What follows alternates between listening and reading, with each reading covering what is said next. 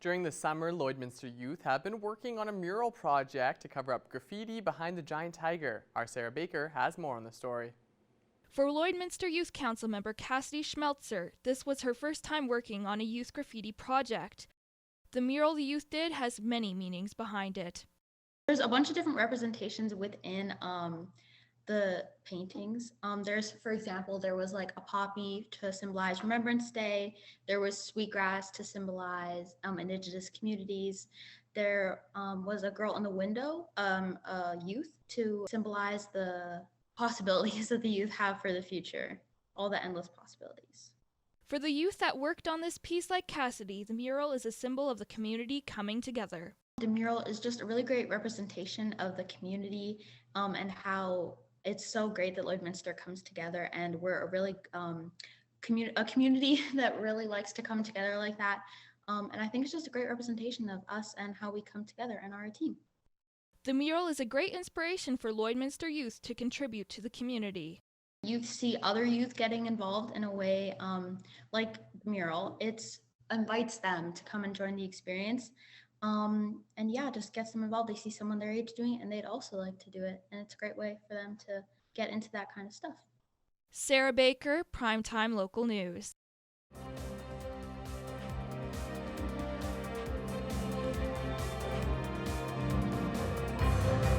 Welcome back to Primetime Local News. As the end of summer quickly approaches, crop farmers throughout Saskatchewan are starting to harvest to beat early frost and other threats to their grain. Our Thomas Wildman has more in this week's crop report.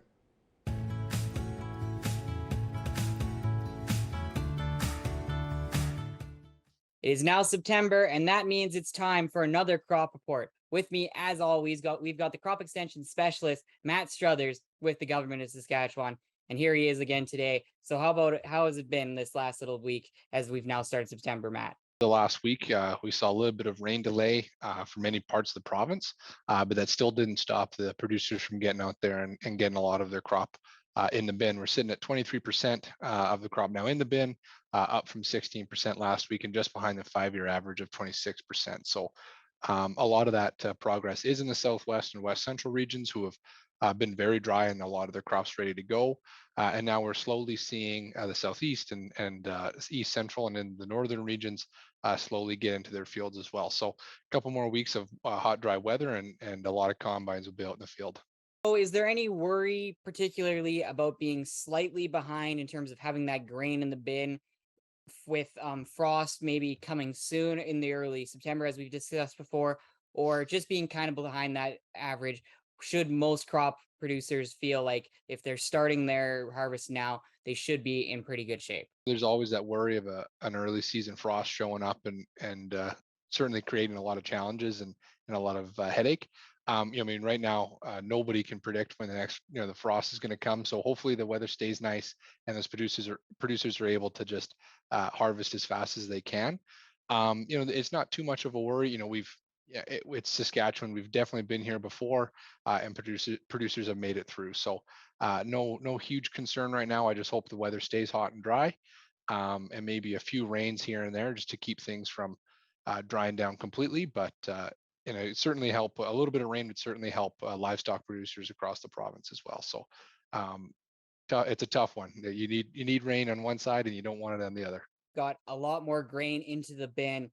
Have the projected yields, we talked about that in our last crop report, have they improved at all? Have they worsened a little bit? And especially we think grains are about average, but you just mentioned that livestock producers would like to see a bit more rain, obviously for their hay crops and their green feed crops.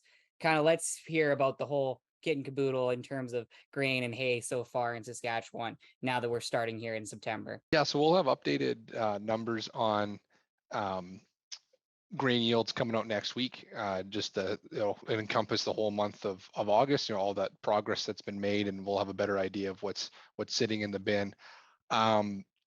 As far as hay yields, we've seen some really good hay yields across the province, especially in the southeast and east central and northern regions.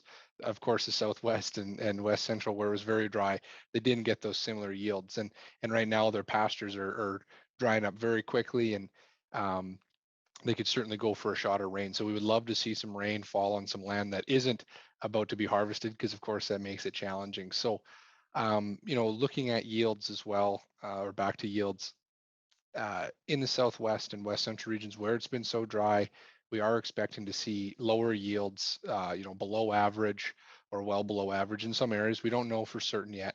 And then whereas in the eastern half of the province and up into the north, we're expecting better yields since they just got the moisture, right? So it's a tough one, and hopefully next year the cycle's kind of broken and we can get everyone, every producer in the province to get that rain that they need and have a nice good bumper crop. Producers who are filling out some contracts for some grain companies and kind of just like in general, what is the absolute latest that producers should be getting into their fields and should have their crop into the bins set up before they're going to have to start worrying about grain drying and of course other complications that come as we inch closer and closer to the winter? I don't think I could set it to a certain date, but certainly you got to wait until your crop's ready. You can't take it off green and just hope it dries down and it's good to go. It's got to do that on its own. So they'll be taking it off once it's ready. They'll be taking it off as quick as they can.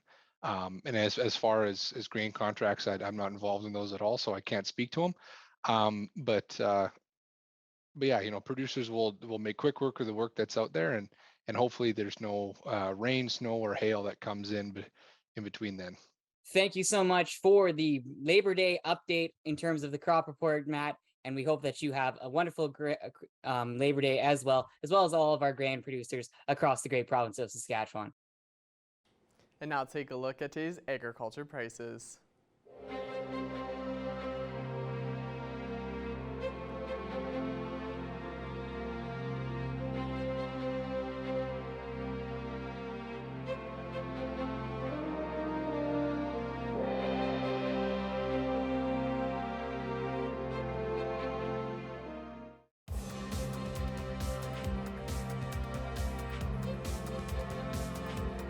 Well, after a vibrant year last season for the Lakeland Wrestlers Women's Volleyball Club, the team is getting prepared for a full regular season this year with a similar group. Adil Ahmed has the story.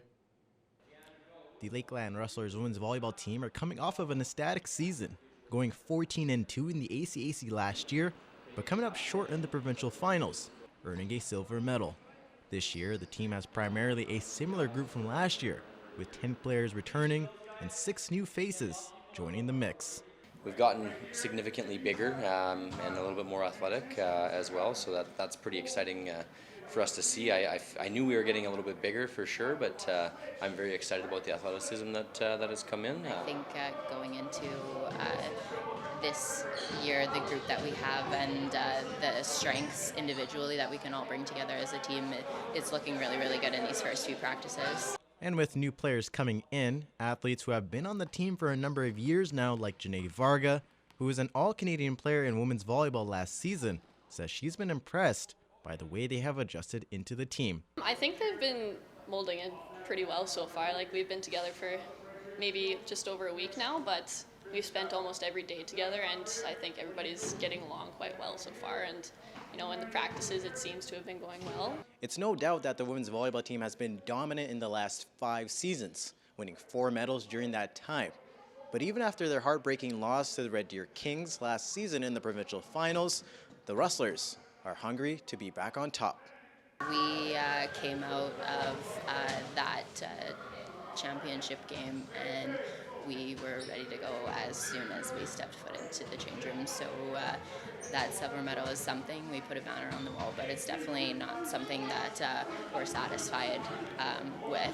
The women's volleyball team will continue on with their practices before they play their first exhibition game on October 1st against the Naydukes.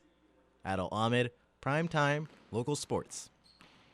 And now it's time for us to check in with Shelby Clark, who has a look at your long weekend weather forecast.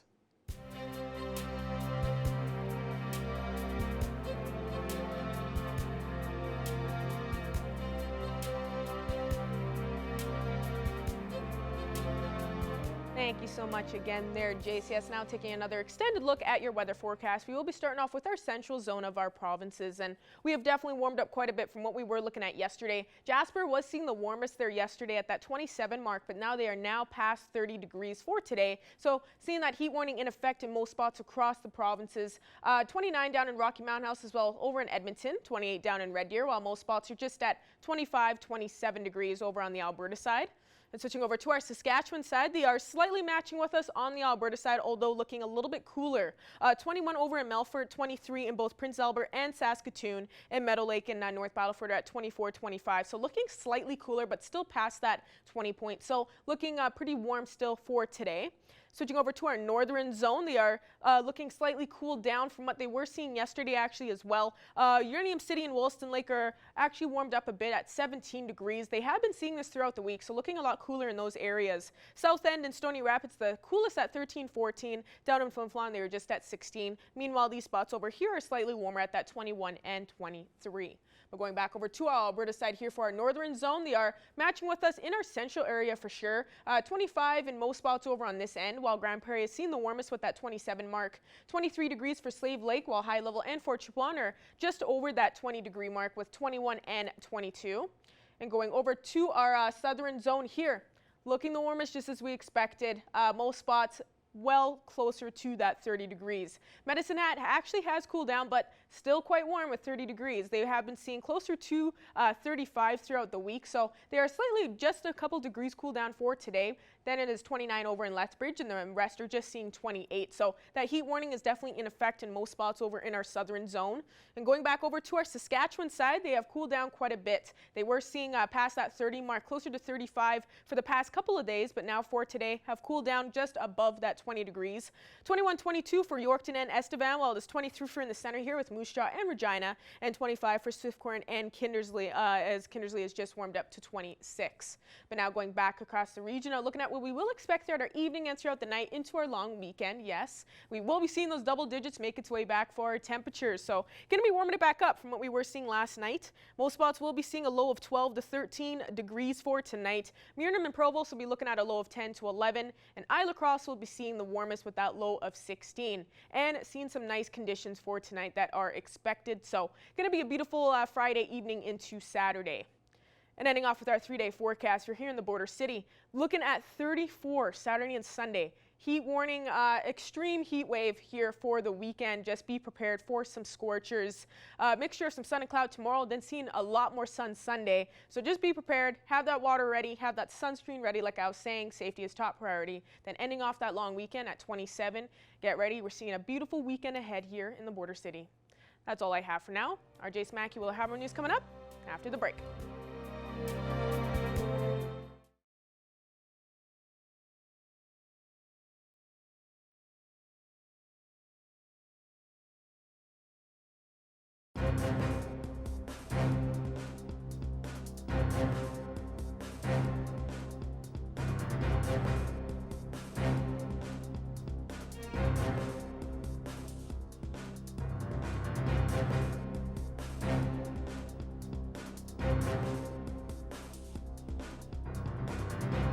I'm joined here today by Kim Crockett from B. Fisher. Kim, thanks so much for coming on and just giving me a little more information about the color run. Oh, it's always good to be chatting with anybody from the media about what's going on in B. Fisher's world. So for people who may not know, why don't we start off with just a little detail about what the color run actually is? Sure. So the color run, it's designed to accomplish a couple things. Certainly one, it is a fundraiser for B. Fisher. There's always a number of capital projects, equipment purchases, things like this that we need to do specific fundraising for. And this is just one of the ways that for the last few years, we've been able to do that. The other purpose behind the color run is a chance for the community just to come out, just learn a little bit more about B. Fisher, chance for our individuals we provide services to, just to rub shoulders with the community at large, and maybe just a way for us to say, hey, thanks for the support. The color run specifically, it's a 5-kilometer course that we set up through Bud Miller Park next Friday. September the 9th. And at different stations throughout the entire park, there's going to be some volunteers tossing color at the runners as they go by. Everybody that registers for the color run, they get their own specific color run t-shirt. And it's just a whole lot of fun just to add a little extra spice and a little bit of color to just a normal walk or run through the park that night.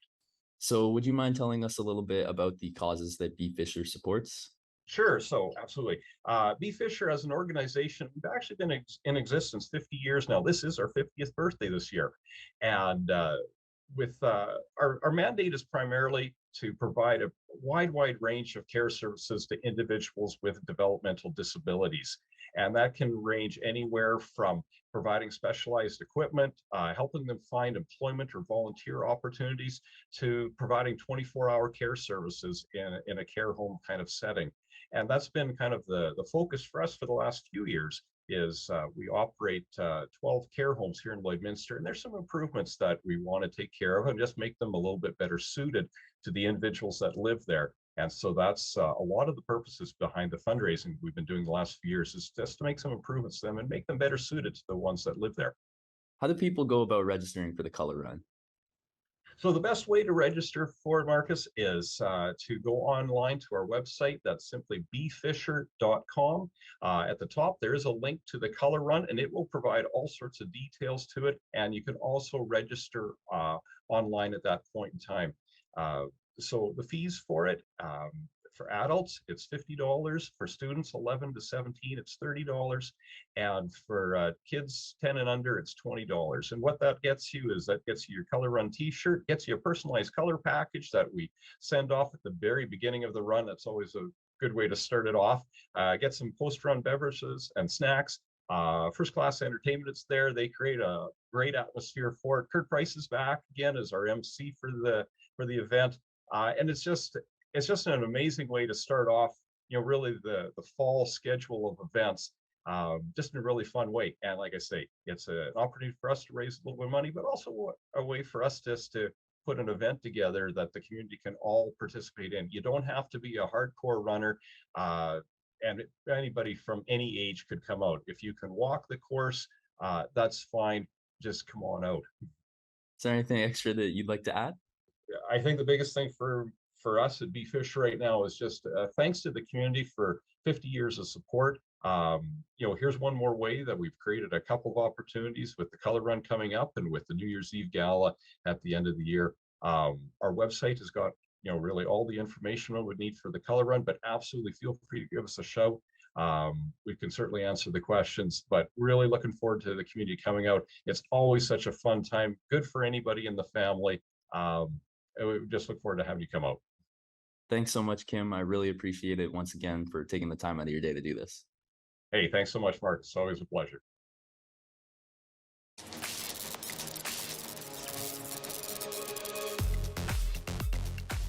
Coming up next Friday, you're going to be just as colorful as these beautiful flowers here at Bud Miller Park after you take part in the Be Fisher's annual Color Run.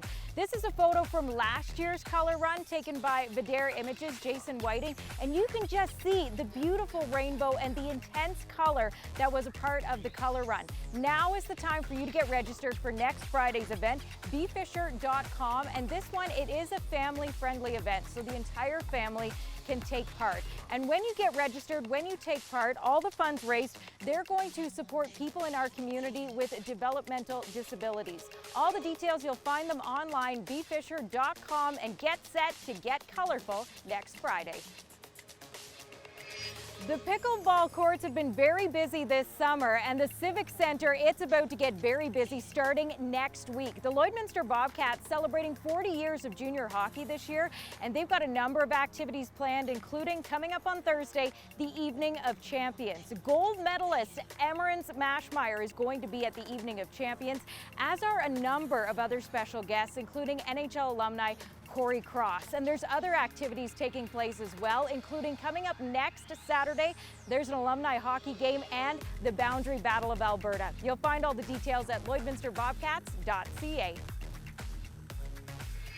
And coming up tomorrow, you're invited to celebrate Alberta Day with a huge fireworks show that's going to be absolutely beautiful here at Bud Miller Park. The fireworks, they're expected to get underway at approximately 9 p.m. coming up tomorrow night. Well, whatever you choose to do this weekend, we hope you stay safe and stay healthy.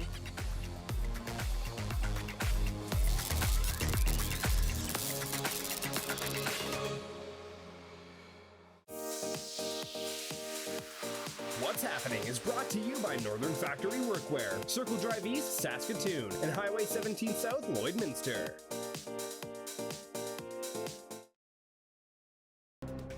Furniture set and design supplied by Furniture Gallery and Furniture House, downtown Lloydminster. Joining us today for this week's entertainment panel is the beautiful Abby St. John. Thank you so much for taking the time to speak with us and be back in studio with us today. Of course, thanks for having me. Yeah, glad to be back to the original in-studio entertainment panel because, you know, this is the way it should be. Yes, yeah. definitely. And we got some, this first topic is actually really hilarious. I love it. Yeah, this is a good one. You know, we're speaking on this because a lot of people online are talking about it with the trailer that has been released, but Weird the Al Yankovic story. Yeah. And Daniel Radcliffe is in this, of course, playing Weird Al, and I think that is absolutely comical because who would have suspected Daniel? I mean, but you could tell like he does have some good humor just from seeing in past roles that he has done, like of course after Harry Potter and whatnot. So I think he's actually already doing a great job, and there's a lot more people in it. You know, for the Office fans, we got Rainn Wilson that's in this. Looks absolutely hilarious with the way we were just talking about, like the top hat throughout the whole thing. And then we got Quinta Brunson that's in it, of course. Abbott Elementary fans. Yes. Really glad to see that she's, I guess she's playing Oprah in this movie. So it's going to be interesting, and it's supposed to come out November 4th. Yes, this is, I feel like it's a movie that we didn't think we needed, but it's amazing that we're getting it. It's going to be on Roku, so it won't be in theaters, unfortunately, but I still have high hopes for it. Daniel Radcliffe has proved time and time again that he has range, and I think this is the perfect role for him because he is that kind of quirky, kind of weird guy, and I think he fits it, and it improves that within the trailer. I think it's a perfect story. He's the parody king of music. From the time he started, he rewrites songs with weird words in it, and he mostly makes them about food. And I think that's hilarious. And this movie shows that it's going to be a parody of his life, which is hilarious. You know, we have, you mentioned Rainn Wilson will play his, I guess his manager. Yeah. Quinta Brunson will play Oprah Winfrey, which I think will be hysterical because we know how funny she is. Yeah. She got her start on Vine back in the day, and then now she is killing it in Abbott Elementary. This is a parody about a parody king, which I find hilarious, and I think it works very well. I think that's what you need when you're telling a story about a man like this, is you need to make fun about it. And, you know, he tells throughout, it's okay to be weird. That's what makes us human. You know, be weird, be who you are, because at the end of the day, you're just gonna be happy with it. So why not do that? So, and I think he proved that with just how unapologetically weird he was when he was, you know, big and starting out. Yeah. Like, you know, he wants to continue that legacy because he knew how to make things weird. Exactly. And yeah, like be proud of being weird. Yeah. And I think it really gave a lot of people that good almost like representation too, that they're like, oh my God, like this guy's funny and he's not sorry about it. Now I can just be who I am too. Yeah. So I think the movie's gonna be absolutely hilarious. Yes, I agree. Yeah. And now our next thing we're gonna talk about, you know, completely different than what we were just on with the Weird Al Yankovic. You know, we are speaking on, of course, a lot of people are on this right now, and it's got me hooked again on Game of Thrones personally. I have to rewatch it now just because I got the craving for it. But we got the prequel House of the Dragon, and you know, many people are watching this. Of course, you know, they a lot of fans back in the day for Game of Thrones, and unfortunately the finale, not a lot of people were impressed. But now we got this prequel that has come out, and you know, it's based on set like 170 years or so before Daenerys Targaryen was born. So it's has a lot to do with, you know, the dragon family, pretty much the Targaryens, and has a lot to do with also has the Iron Throne and same King's Landing set and everything. So it looks like it's really good so far with the amount of episodes that are out. And the biggest thing right now is that ever since it premiered, a season 2 has already been renewed. Yes, they announced that that there will be a season 2 before the second episode aired. And that's because the first episode broke HBO's record. 10 million people watched on the premiere day. A week later, it was up to 20 million people. It proves just how ginormous the Game of Thrones fan base really is. And it's gotten pretty good reviews. 85% audience rating on Rotten Tomatoes and 84% on critic rating. Like you said, it follows the civil war that led to the downfall of House Targaryen, you know, because 170 years before the events of Game of Thrones takes place, you know, we have Daenerys Targaryen and her family dealing with the Mad King. That was part of it. You know, the downfall of the dragons disappearing, because we know, if you've seen Game of Thrones, we know everybody thinks that the dragons are extinct. Been until, gone for hundreds of years, they always say. Until Daenerys finds them and becomes the mother of the dragons. And so this follows her family and where they started and their downfall to where, you know, they ended up, because they ended up being overthrown, and another family, and stuff. and another family takes over. So, and their power is taken away, and their throne is taken away, and their dragons are taken away. So it's going to be interesting to see how that happens and why that happened. Hopefully they have some redeeming to do, I think, after the last season of Game of Thrones, but I think they're going to do it. And like, I know a lot of controversial thing that has to do with it right now is, you know, everybody enjoys these actors that are in it so much. You know, the actors and actresses doing amazing, and the look they have at the Targaryens with that, like, really blonde, almost hair. silver hair. Like, it's like such a nice blonde and all that. And they just got, of course, the same qualities that Daenerys had, that I think a lot of people were like, oh, we love this. But then you find out in season 2, it's almost supposed to be a time jump.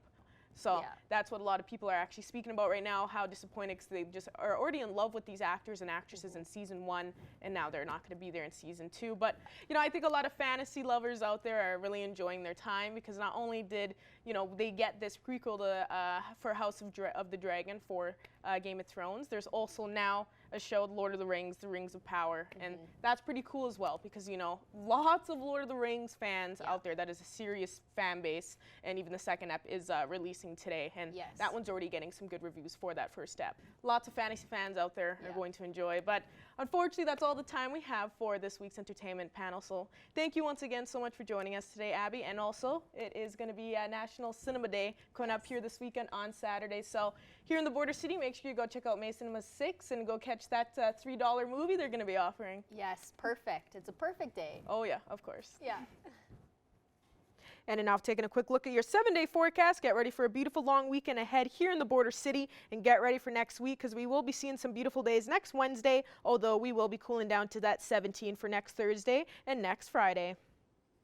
34, that's crazy. Thanks for that, Shelby. That's all the time we have for our first hour of primetime local news, but you missed anything, stick around. Our second hour continues next.